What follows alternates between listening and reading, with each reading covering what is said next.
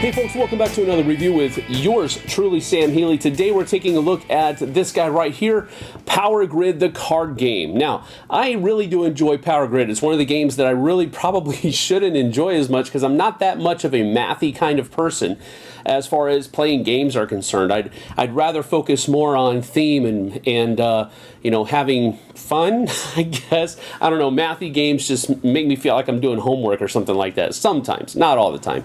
But Power Grid is one of the games, the big board game version of it is one of the games that I can overlook the mathy aspect because I enjoy the other aspects of the game. So, does this follow up with something that I'm going to enjoy as well, or has it taken something away from Power Grid that made me like Power Grid? Well, let's get down to the table first. Let me show you how it works, and then we'll talk about that.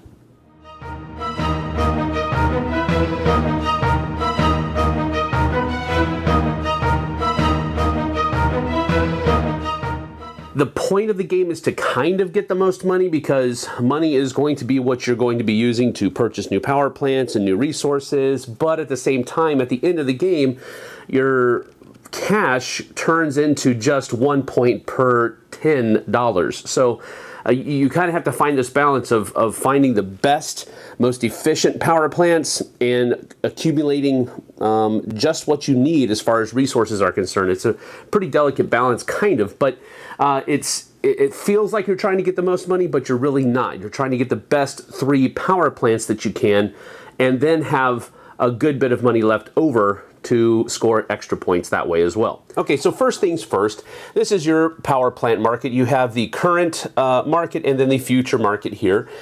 So that's kind of similar to Power Grid. And then you also have the turn order up here, and it is randomly determined at the beginning of the game. But during the course of the game, whoever produces the most money from their power plants becomes the first player, and so forth and so on. The turn order goes this way. As far as purchasing power plants is concerned, you go from left to right. But then in purchasing resources, you go from right to left. So that's a pretty neat little mechanic that goes there. As far as purchasing resources is concerned, this is the price for each card that is in this row.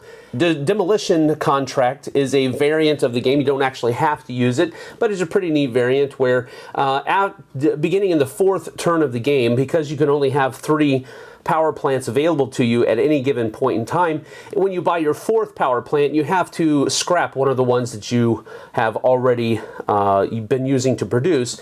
And when you do that, the first person will get $1, but then nobody else gets that. But then in the next round, the first person to scrap one of their power plants will get $2, and then everybody else will get 0.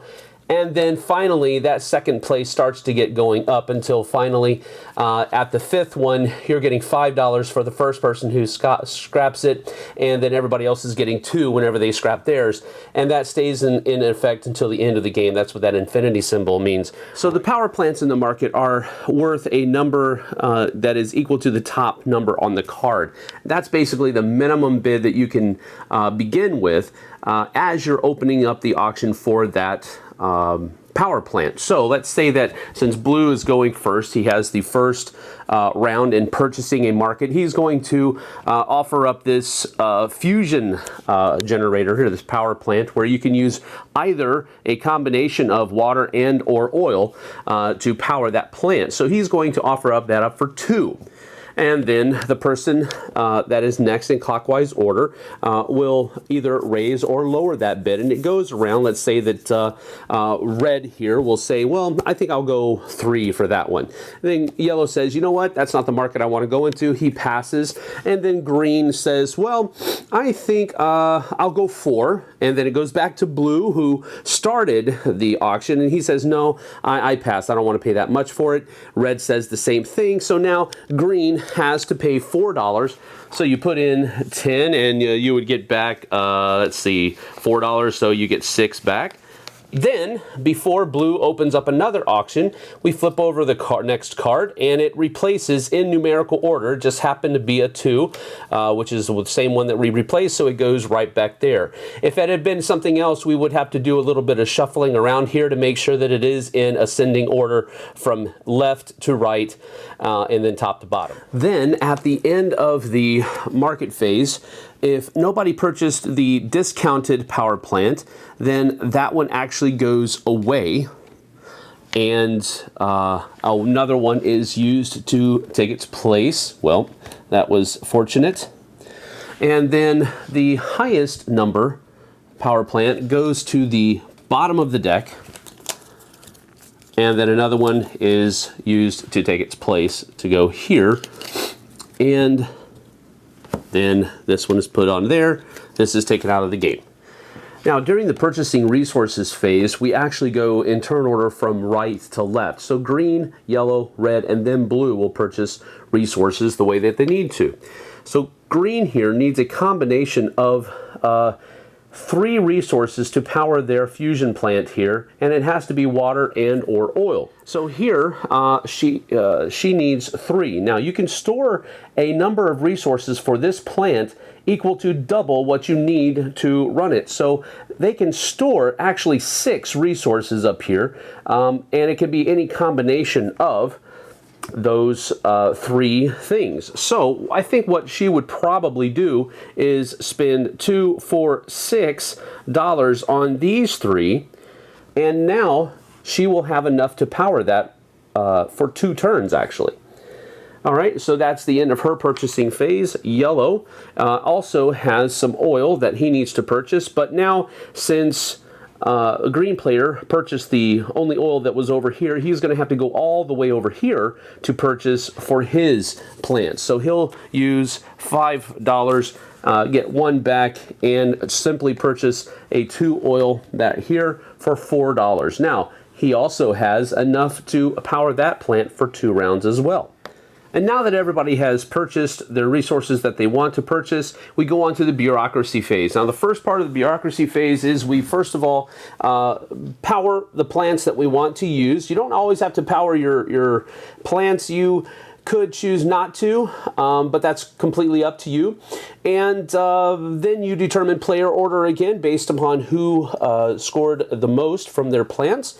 And then you are going to refill the resource market. So green here is going to power their plant, their fusion plant, using 2 water and 1 oil. So we would denote that by just getting rid of the 2, like so, putting it into the discard pile over here. And then they would score $5, which they need to keep separate from their regular cash because this is going to be used to determine player order. And so over here, he uses 1 of his resources to power his, and he gets a total of $4. So as we're determining player order, we look at who did the most. So green and red were the ones that did the most. They are tied. So we would have to look at the number of their power plant, and the person who is the higher number is the one that actually goes into first place. So red will go into first place, green will go into second, and then yellow and blue are both with $4 each. And then we look at the number of the power plant. So blue is going to be going third, and then yellow is fourth in choosing the power plant for the next round. And that's how player order is determined. Then the resource market is refilled. Everything will lessen in price like so. And then holes have to be filled. So we would first of all determine what each row would get by flipping over a card and then making sure it stays in the proper order. And then this one over here,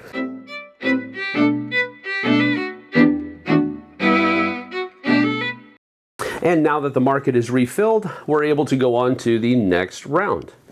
And that's generally how the game would continue, making sure that after the 4th round, if you wanted to use the demolition contracts, then you're making sure you do that at the beginning in the 4th round and carrying on to the end of the game.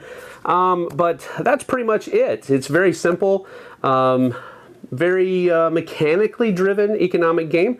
So let's get to final scoring, because I want to make sure you understand how that goes, and then we'll get to my final thoughts. So in my final scoring example here, let's say that green was able to get these 3 power plants over the course of the game, and she was able to purchase enough resources on that last round to power all 3 of her things. Of course, she doesn't need any resources for the green power here. So she uses all of her resources to power up these 2 plants, and she scores 25 points, victory points. She doesn't actually take any money. She scores 25 victory points, and then she gets +1 victory point for every installment of $10. So 10 for 1 for money here, and so she has 1, 2, 3, 4 plus the 25, so she would end with 29 points for the game. And that's how final scoring goes. So having a lot of money does help, but having better power plants is of more value than having a whole lot of money. However, this could win you the game if everybody is pretty even on the power plants. So you do want to be very frugal and conservative with how you spend your money, but at the same time, you do want to get as many good producing power plants as you possibly can. So that is Power Grid, the card game. Now, as I kind of alluded to before, one of the things that really makes me enjoy Power Grid a lot is the spatial aspect of the game, where the board is there and you have these different cities that you're trying to power, and you're gaining points from those different cities when you power them, and all of that kind of stuff. It's a very mathy game, but I enjoy the spatial aspect of the board, so I put up with the economic market game that's going on. That's really the heart of Power Grid, but that's why I enjoy Power Grid. It's the 2 that kind of balance each other out. And unfortunately, what Power Grid, the card game, did is it focused completely and totally on that market economic, the mathy part of Power Grid that I was just kind of putting up with while I enjoyed the board game aspect of it. So unfortunately, I don't really like Power Grid, the card game, that much, because it's focusing on the one part, or the parts rather, of Power Grid that I was putting up with for the sake of the parts of Power Grid that I actually enjoyed. And they just took all of the good stuff, in my opinion, out of Power Grid and was left with just the mechanics of an economic market and trying to get your economic engine rolling faster than everybody else's was.